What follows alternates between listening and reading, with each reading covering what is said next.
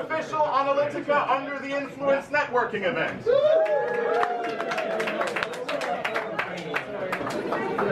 Now that I've got your attention, I'm going to try not to shout at you quite as much, because that's not a social thing to do. There you go. Much better. I like it. Awesome. I am going to interrupt your undoubtedly fruitful conversations for about 25 minutes. 25 minutes? Wow. Plus questions, so 4 hours. For you to be able to have a drink with these 4 beautiful people here, I'm just going to quickly introduce from your left to your right, Susie O'Neill from Ogilvy One, Director of Content and Seasoned Digital Strategist. Should I add seasoned to everyone? No, is that what happens? Very good. Darian Sims, Marketing Director, Canon EMEA. Seasoned, seasoned, full stop. There you go. Alex from IBM. No introduction needed, no seasoned added, because I feel like that's not very kind once I do it the 3rd time. And Spiros Margaris, who's joining us from Switzerland, who is the ranked #1 influencer on our fintech list at Onalytica.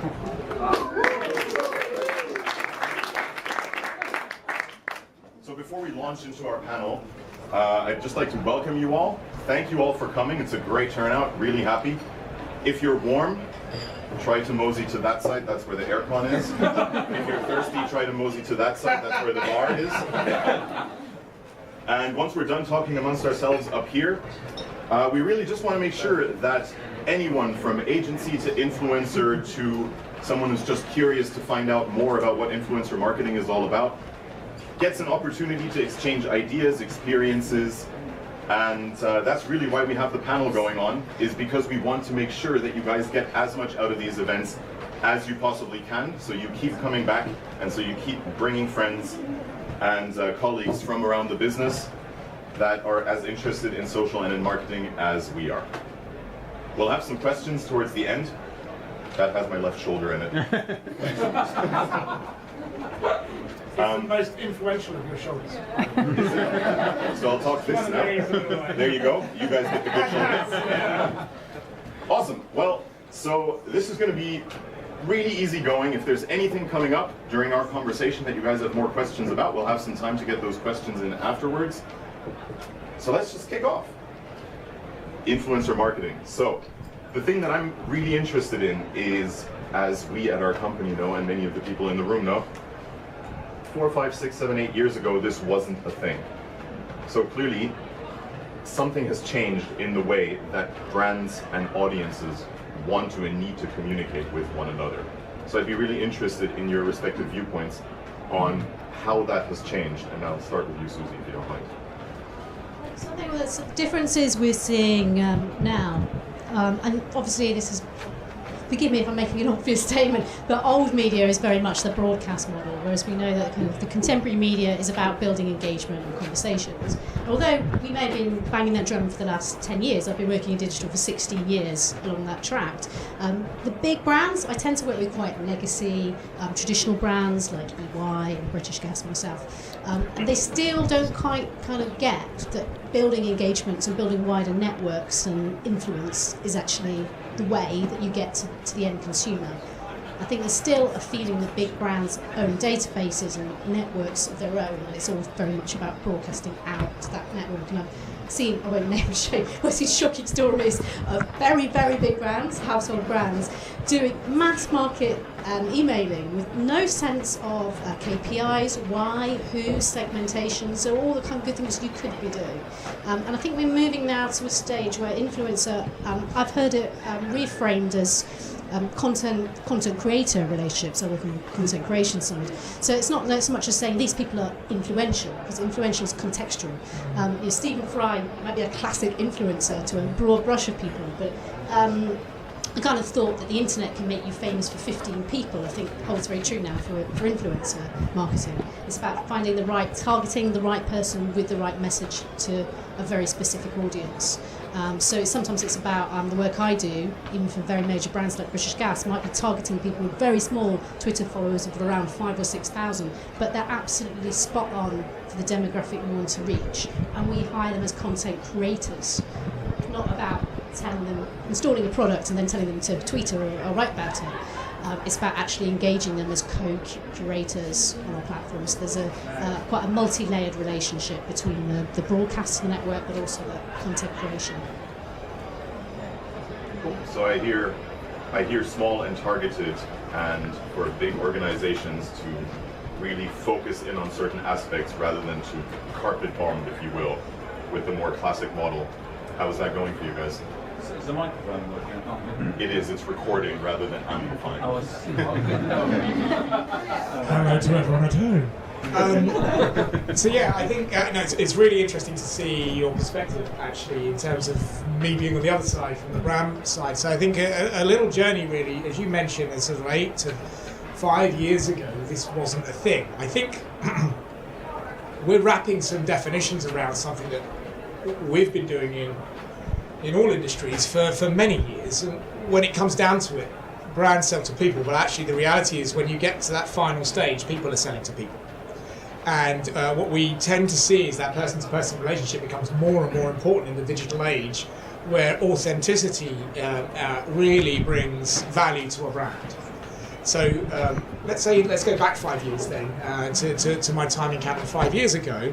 I was working in a side and a corner of Canon that was dealing with one sort of product group and one sort of area, and we felt that actually to get into that space, which was a new space for Canon, we needed to do things slightly differently. What we can see now, flash forward now to 5 years, my remit has now gone from one corner of Canon to looking after all of Canon's products and services across all of Europe. And actually what I can see underneath this is a seismic shift that an entire industry is changing, not just in the way in which we sell and market, but in terms of the industries that are selling and marketing to other people. So Canon's space, where people are, I think photography's never been more popular, but people are buying less cameras. Printing is perhaps used at a certain point in time now where it was more ubiquitous in the past. But actually what people don't realise is that Canon are now in the space of business process outsourcing, which is where I've come from, solution delivery, augmented reality, mixed reality, 3D, medical, and no one knows that.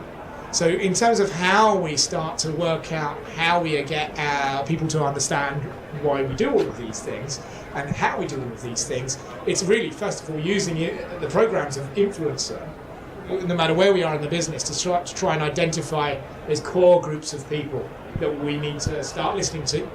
People like Spiros. Financial services is a big industry for us. We'll talk later, Spiros.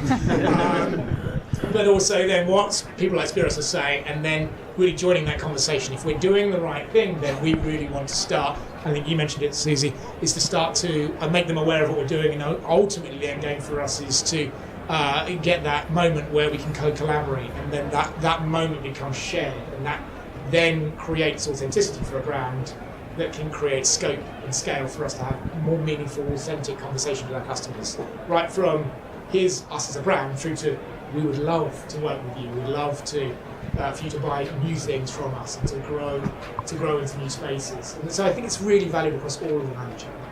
Awesome. If I skip you for a second there, Alex, just because I've heard authenticity twice now, and I feel like Spiros is dying to complete the hat trick on authenticity here. You know, I come from the other side as an influencer. The problem we have is if an institution approaches us, we have to think, do we lose credibility? Because, you know, we have to add value to the brand of the firm, but the brand, whether Canon or IBM, has to add value to us. Yeah. Because otherwise people will feel it that we push a product. And I think there's not enough. I mean, maybe there's some, but I don't think for most people, you don't want to lose what you build just by selling a product. So it's extremely important. What I tell people, I told once the CEO, it's a funny thing, like maybe a few years ago I would have jumped out of the window to get the mandate. But now I told them, I don't know if I want to work with you, because let me show me what you can do so I can stand behind the product. because people sense it if you write something, if you give an opinion, then it's like a sales pitch. So it's a two-way street. But if you do it well, it adds value and adds quality. And the nice thing Darian said before is, although we're extremely social media, we see more and more this personal touch. And influencers, I think, are exactly the people who bring this personal touch to the people who listen, those followers. And that's extremely important. It's a win-win situation for everyone. It's a win for the client, it's a win for the influencer, of course, it's got a great mandate, and it's a great win for the company, because all of a sudden they don't bomb like a campaign up and focus on their list, truly listen, because you tell them you can't sell it stuff, You should be about a co-creation relationship, and that's, I wouldn't say this, but from an agency point of view, we're the heads of intermediate between the brand going, I want someone who's got the most number of followers on Twitter or Instagram, but actually finding that right fit and that Venn diagram of what the influencer or creator feels passionately, strongly about, what they're knowledgeable about, and what the brand's expertise is as well.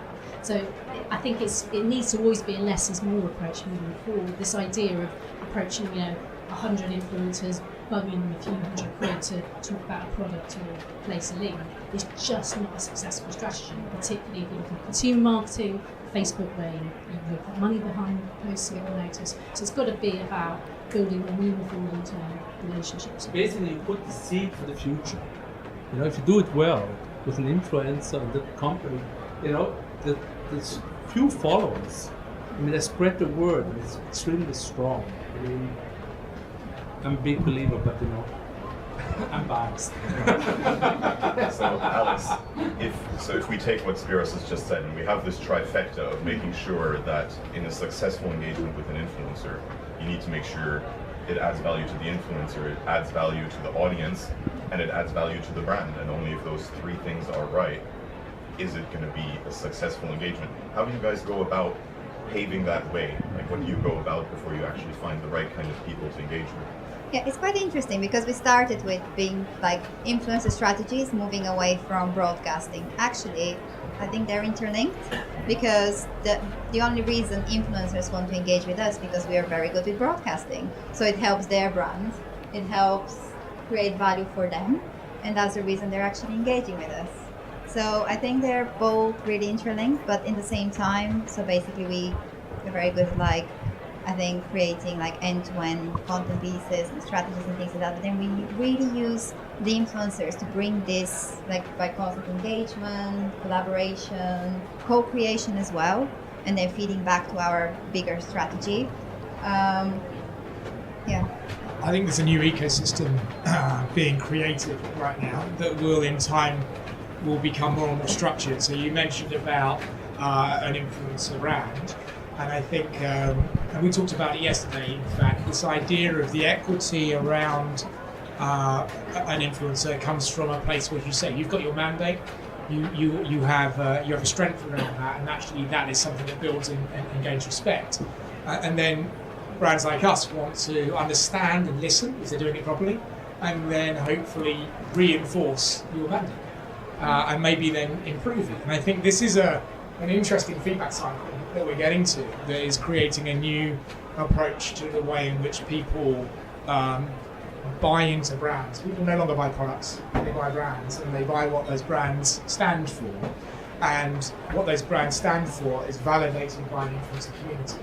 I think from my perspective, my vision in Canon is that Canon itself can also become an influencer in certain spaces. As much as brands are becoming publishers themselves now, we publish more and more things. The word thought leadership and millennium is banded around our business way more than I appreciate. But it's incredible. But we've got to, we should have a lot more fun. It probably just puts a pound in the jar every time someone says that. But thought leadership is important. But thought leadership is nothing without traction and relevance, and that comes from now this wider ecosystem. So I just wanted to make a point there. I think brand equity is actually at an individual level now. It's boiled down to the person, and those people can make up and be employees of a brand like my own. But we've yet to surface them and really harness those subject matter experts in our business, align them to people like Spiros, and make sure they're leveraged by our agency suppliers. I think it's a two-way thing in a way. So it's a brand equity from our side, but also at the moment there's so many influencers. There are more and more coming up. Like the whole influencer population is growing significantly. I don't know the rate or anything, but they are. So we're not able to engage with all of them. So for us, we also look for authenticity on their part as well.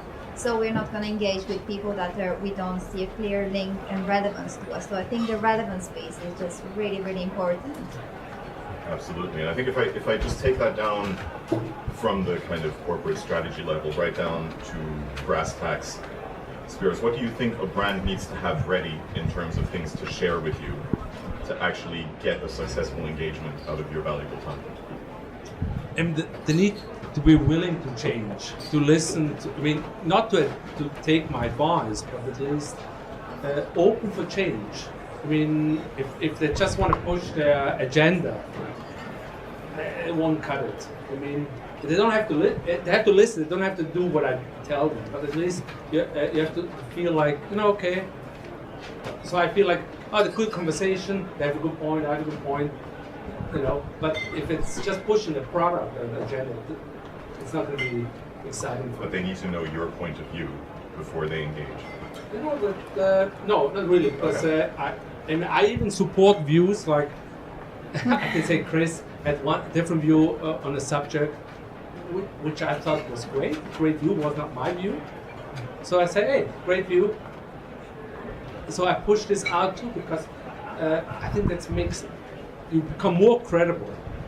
You have your view, and you say, okay, there's another view here, and you be the judge. And I think that's very important. There's no such thing as my view. I have a view, of course, but you have to give space for other people to express themselves too. And then customers will think, oh wow, the guy is credible. It's not only, he has the wisdom. I have a little bit of wisdom, but it doesn't mean it's his wisdom. I feel like that's something we've gone through, Darian, right? Yeah, no doubt. I think it's it's really good, apart from the fact I'm making many mental notes about how to deal with you in the future, which I've logged, so thank you. No, but you're absolutely right, and I just want to get to this point of a lot of the marketing and sales value chain, influence doesn't exist at the top of the pipeline. It doesn't support how to sell a product. It's everything. So the idea is it's not in one space. It's not PR, as you said, Susie. It's not sales. It's not marketing. It's a practice that you can imbue in multiple stages. And to your point of opinions and ideas, it's fine. And in fact, if we're looking at insight-based marketing, so we go out to our customers, we ask them what their priorities are. We tend to take that back in and we bring our specialists around that, and then we play it back to the market. And if a company looks at that and says, I don't always agree with it, it's still a fruitful conversation as to why. And then you're back into really understanding what a customer or a business or an industry is trying to achieve. And we often do that and validate that now with influencers like yourself. And we have done in the financial services space because, again, what's a wonderful marriage there is Canon are trying to move into a new space, but so are some of the big and heavy institutions that are getting in financial services that are maybe old school, and then there's the new school financial services group. So there's a wonderful dynamic, and not all of those businesses are going to think in the same way. So you have to have a process and an approach that at least creates a stance, positions you in that space. From an agency point of view, do you have a process, or at least let's say an experience value chain that takes clients from coming in and saying, we want to work with people in social and we want to create content together, where you go, all right, well, you're here, you need to get to here before we start to talking to people about you? I think I don't work on the PR side, which would deliver more of that. it. But what we would do is a lot of social listening. So we'd identify what the topics of conversation were in our consumer group and who was influencing them as we sort of target to start to build those conversations out. But it's also ladders. If you haven't worked with influencers before, you have to do some small interactions and see how your audience responds to it and start to build those longer term relationships. And obviously, some of the budgets that when I've been talking to sort of find out a bit more about how we can start to invest. Our PR division worked with Colin Furze recently, who I think is an amazing creator. He's kind of like a mad scientist. He makes kind of crazy cars and flying machines. His stuff is great, and he's done some work recently with us with Ford. But, he commands six-figure sums, and the influencers need to have money to work with on production.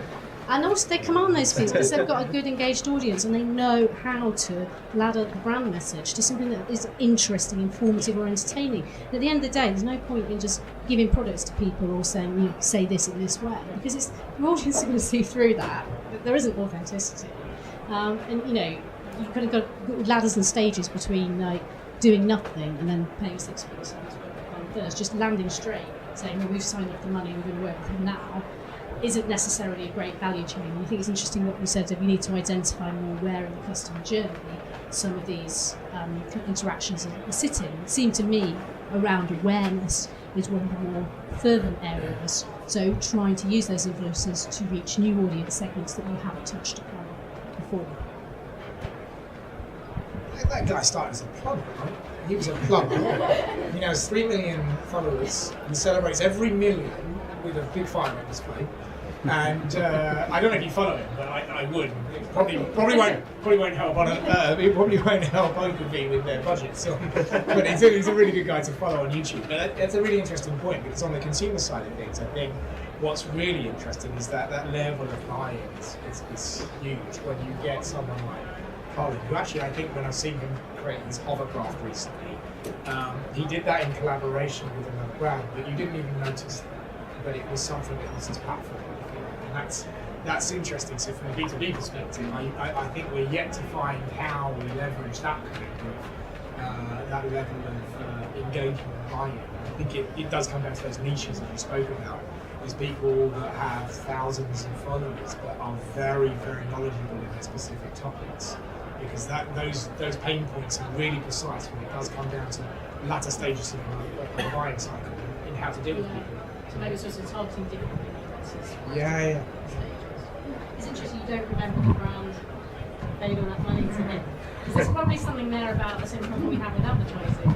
Great creative, very memorable, but does it actually meet with the brand messaging? And that is going to be a continual challenge. If we create amazing, engaging content with creators on their platforms and reach their audiences, we don't want to just see a big action at the end of that in sponsorship. The message has to be identified with the brand's values and the product's purpose to actually make it work. So that's really when you get into the gold standard of influencer marketing, is if the brand is part and parcel of the quality of the content rather than just badging things effectively, right? So if we just round this off quickly with one piece of advice from your 4 respective points of view. If somebody's just starting out with this, whether they're a marketing manager, whether they're in an agency and they've got a client who's interested in this, or if somebody goes, you know what, actually I talk about the best pork and apple dishes in the world and I happen to have 50,000 followers that really like pork and apples, I want to start making some money off my ideas. A pearl of wisdom from each of you. I could have done with 3 days of preparation for that one. I guess I want to return to the principle. I think of influence as an attitude that you should see throughout the various stages of your brand or your customer's buying cycle, and then use it in a really positive way as well. Don't have an agenda behind it, because people will see through that straight away. Use it to inform you and to become better, and I think it will therefore create better things for you as an organisation or a person or a brand. So, and that goes for both brand side and influencer side. Be truthful. Are you authentic yourself? Yeah, I just don't want to say authentic. I would say, like kind of building on that point, is don't forget the internal part. So basically, make sure that you're linking these influencers with the right people within your organization, and that you have the enablement piece behind it, so that they know what you're trying to deliver, they know what your strategy and your goal is within this particular campaign. Because we in marketing, we shouldn't be the ones engaging with these influencers. It should be them. We should be enabling them to be able to do that. So I think that piece is quite critical. I would say think about relevancy rather than follower numbers and matching up those two. But also think about a co-creation relationship, and also think about, can you produce content out of this relationship that will live across the influencers and your own channels, and then you can start seeing the impact and where that has the most growth for both sides. I haven't thought of that kind of thing yet. I think the way I live is I try very much to influence by helping others. I mean, this is like it goes from when you read an article, give credit. That takes a lot of time. Looking up the name of the guy who wrote it. Does he have a Twitter account? Give him credit. Or helping others, like getting interviews, etc. I think that's what my experience is. That's the best way to become a real influence. And then people talk nicely about you because, not because you buy them, because you truly help them. Because I have my voice, I tweet my stuff, but I think it works for me very well to try to make people shine. It comes to usually I see a picture of an article, I say, could be better. So no, but then I look things up and look for a better picture. Not as criticism. And then at the end he shines. And if he gets more tweets through my tweet with his name because it's his article, I'm very happy. Absolutely. So I think I hear that really what brands and influencers alike should be looking for is a truly symbiotic relationship. And I think that's a key evolution in marketing, that it's no longer a brand's marketing department going out saying, all right, this is what we do. If you like it, work with us. If you don't like it, can I get you to be quiet? But really to say, I'm open to change. I am open to making what we do more valuable through what you do, and vice versa. And actually being ready to actually listen in those relationships as much as you actually share with the individuals who work with you rather than for you. And that's what influencer marketing should really be all about. And one thing, if you talk to an influencer, he will tell you an opinion you will never hear in your organization unless you're the CEO. Because you can be truthful and say, look, this doesn't work, this works.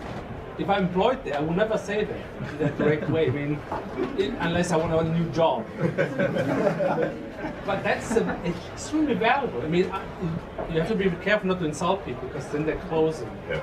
But you can, in a constructive way, say, hey, have you looked at this way of doing things? And that's extremely valuable. Where else would they get that opinion? Absolutely. I find that really, in our organization, find that really useful when we talk to influencers. We pretty much, there is always some kind of insight that comes out of it that we never thought about, and then we'll be like, oh my god, this is actually true, and then we just pass it down the value chain, and if we don't hit a wall, we're lucky enough we can actually make a change through that, because we actually have a valued opinion in the market that we can then test whether it's working or not to make a difference. Absolutely.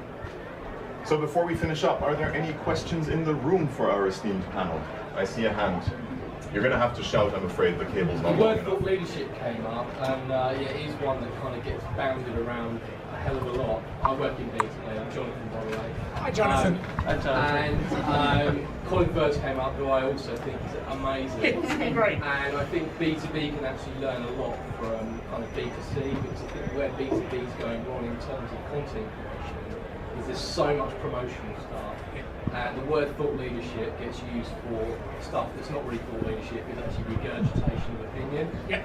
And totally agree around co-creation. So the question was to the panel, what's the best B2B kind of co-creation, influencer kind of co-creation content that you guys have seen? Jesus, Jonathan. I'm gonna buy you 15 seconds. It's huge. Jonathan It's is huge. asking for It's such an examples. interesting question. We get back to you afterwards. I'm also terribly concerned that you already have the correct answer. So, I've got an opinion, not a couple of points initially to your comments while I let my subconscious process the answer to the question. But, so yes, thought leadership gets banded around. I think some things are labelled thought leadership when they're not. They're just thinly disguised versions of sales pitches. And I think people identify that a lot more. So on the B2B side now, the proliferation of jumping onto something that is a more heavily worded PowerPoint is dressed up as thought leadership and is the B2B equivalent of clickbait is going to quickly deteriorate a brand. So you've got to be really careful when you do something like that. I think the best form of let's say co-created content starts with the customer. If that's the person that you're trying to help, talk to them, make it personal, make it real. Don't be afraid to hear what they have to say. Don't be afraid to then republish that back out. I think the key thing then is you're seen to be really representing a version of what the market is saying. It's only at that point in time, everything is a moving picture, and you take a snapshot in time, and that's really what you're doing in that situation. So the way we do it, the way I do it, is I tend to try and play back some of those ideas back out to the market. What I haven't done yet, that I really want to do, is bring the likes of the guy to my left into play as well, and then you get a really interesting dynamic, and you just stand back and you're the curator of this discussion. And that's a braver move. That's the next step, where you kind of have no words in that, or the brand has no words in that, but you let a conversation be curated, but you're the arbiter of that, and therefore, in a way, that's more empowering for you. Yeah, exactly. Isn't this what Onalytica exemplify? That's what they're doing tonight. That's what we're paying them for. Yeah. Guys are nailing it. No, you're absolutely right. Do you work for Onalytica? I've seen the evidence. There's a stooge in the room. I'll get you a free beer in a second.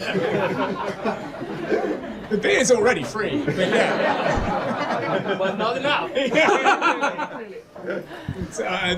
That's just one person's opinion on the panel. I think just building on Darian's point is like putting the customer first, yes. And us being a brand on our own sometimes is not enough. So what we've tried to do quite a lot in the way we're co-creating, in a way kind of like just expanding the circle a little bit. And we are trying to enable, leverage our business partners, our business partner community to then engage and link up with key influencers. So kind of like multiplying and amplifying the effect of our brand message. So for them to then engage with the influencers, for them to engage with the customers, and that's how we build authenticity, not only from our messaging, but from the value that's being added through all the other companies down the chain. So I think that is pretty much just complicating it a little bit, this influencer relationship, but it also really makes the authenticity really strong. I actually not as heavily involved in the B2B space, but I haven't seen lots of great examples. And whether it's happening at a much smaller scale because we're targeting more niches, or whether just B2B are just too far behind the curve, so there seems a lot of catch-up.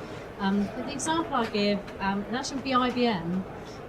There's a really interesting piece recently IBM Watson done, because they're now targeting a lot of different segments with the IBM Watson, artificial intelligence tool. And they did a piece with Ogilvy recently, where they took David Ogilvy's books, papers, and actually did an interview with him from the grave. He died about 20 years ago and published it in a drum. I don't know if that counts as influencer marketing, but I thought it was a really interesting way of combining an influencer from history, also in collaboration with an agency and with a publisher. So it was a nice win for, I guess, all three of us, for Ogilvy, for the publisher, and for you guys. And it was about targeting a new sector, which is creative digital advertising industry, and saying, hey, this technology could be interesting to you. Not trying to sell it to you in a hard way, but just raising that awareness in a really interesting, provocative way. And just to close that answer off, taking a couple of things that we've talked about in the meantime throughout the panel, I think B2B has an amazing opportunity for some really sexy thought leadership. But A, Don't use the word thought leadership. But it would be in that case. Sexy is fine. So B2B has the chance of being really sexy. About sexy thought. About sexy thoughts. Is that Sexy without? thoughts. There we go. The blog writes itself. Good evening. You might be getting a different target audience. But I think there's a lot of it that is all about actually creating content in context. And you've got a much smaller group of people that have a far greater depth in terms of what you're actually trying to share with your audience. And there's a lot to learn from the consumer side, because if you take a concept like ethnographies that have been done by consumer brands forever and ever and ever, that is something that would work amazingly well in the B2B space, because the people that buy still go through all the same troubles. They have the same habits, buying things through the same kind of emotional cycles and through the same information cycles. Nailing that and building content along those lines is an amazing opportunity for B2B brands that I think they're still missing a trick there. So we've got time for one more question. I feel like there's one over here. I wanted to ask, first of all, I just wanted to mention it's quite interesting that you referred to David Ogilvy as an influencer, where I would say he's almost come to pass that and become a celebrity, because I knew about David Ogilvy. Well, he's definitely past that. Yeah. So it's quite a fine line between influencer and celebrity. So Zoella went from being an influencer to now a phenomenon celebrity. So my question to you is, how many influencers, not yet celebrities, do you follow on a personal level, not for work? And can you name the last thing you bought based on a review or piece of content that they shared? It's a bit controversial, I Got the answer. Give me a second. think. I think I'm not sure. It's interesting you sort of categorising it as people who are creators and then they become influencers, then celebrities. Maybe that's an interesting ladder, but maybe it's also not helpful, because it's about the relationship you have with them. I mean, most people follow Stephen Fry on Twitter. Do I think he's an influencer? No. I think he's a creator. Yes, he creates things, but he's just interesting, or he's not. But I'm a musician, and a very niche area, not somebody who earns a lot of money, but does get paid promotional work. It's a guy called Brett Domino, and he just sort of does very geeky kind of keyboard music. Oh, we should get together. But I'd actually met the guy who set this up. But he sponsored a lot of products like a Roland amp, stylophone. This is highly niche musical equipment. It's not even just musicians; it's niche electronic musicians. But I saw him do a very cool video, and he just said at the beginning of it, "Oh, Roland has sponsored me for this amp." That was it. And then the amp was in the corner. He was using it, and I thought, "Oh well, I believe in his music. I'm a musician as well. I need a new amp. Why not?" So it was so simple. I did go out and buy something off the back of it, with no hard push or hard sell, but a very clear product placement. You could see the purpose of the product, and believing that I believe in the same values as this guy means that I'm more likely to enjoy the products that he will enjoy. You can't say Brett Domino. That's great. That's really good. Check him out. It's probably not talking. Yeah, no, but I think you come to a really interesting point. So we then get into the tiny spaces of fascination and interest. I'm a bit of a nerd. So if anyone, can I get a quick show of hands? Anyone seen a comic book movie within the last year? All right. So if I ask, come on. And if I asked the same question 4 or 5 years ago, people would have said, "Oh, maybe not." But that's getting quite popular now. I'm quite pleased. So the culture's caught up to me. And I used to read comics as a young lad, and now I now go to watch comic book movies. So there's a whole culture around that. Now, what's quite interesting is I listen to a lot of podcasts because I spend a lot of time on the road. And those people often have YouTube channels, Twitter feeds, these whole things. There's another articulation of their passion. And what I've seen recently is this idea that there's a really strong alignment between what they stand for and the brands that are approaching them, and getting quite niche brands. So there are things like geek fuel boxes, things like that, which are just a really nice way of shifting old products into a packaged box. It's got a theme about, let's say, the next new comic book film or new Marvel adaptation, and then they'll package loads of things in a box. It's a subscription fee, and it's basically, I don't subscribe to it, so it's not quite your full answer. But it's a model that's enforced by this new passion, this new growth in this industry space in film. and that is only being really promoted by influencers. So it's almost 100% influencer-led in terms of the way they sell it, because that's the way they do it. There's no advertising online. It's not really anything that any other people know, and it's not got a retail space. It's just really being pushed through word of mouth, and that I find is an interesting thing. It's not quite the answer because I haven't bought it yet. But yeah, that's my. I was trying to think really, really hard about an example, and I think that's where influencer marketing works really well, that I can't think of one. So I've obviously been influenced, provide things, any consumer, but I've just been blindly influenced, so I don't really know who I've been influenced by. Similar to Darian, I've been like influenced by geeky things, in podcasts especially. I listen to them, and I think audiobooks and podcasts really work for me. But at the same time, I can't think of an example where I have actively bought something thanks to a celebrity or influencer. I'm just influenced by everything. I mean, and that's... It's like someone in advertising.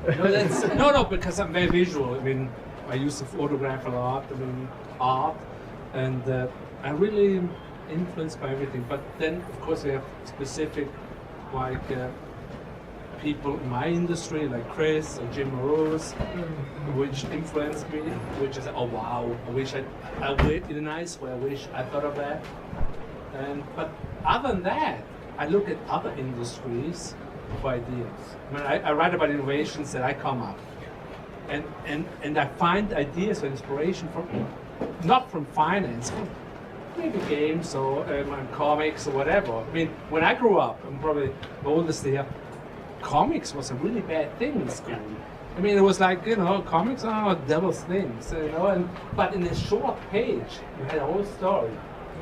And, that's why I put some comic pictures also on my tweets. And, but that's all. I'm really influenced by everything. You have to allow it, but the key is you have to be open, because if we start this too focus on what we're doing, it's B2B or Fintech or whatever, we will lose. Because all of a sudden we will have the same solutions like everyone else.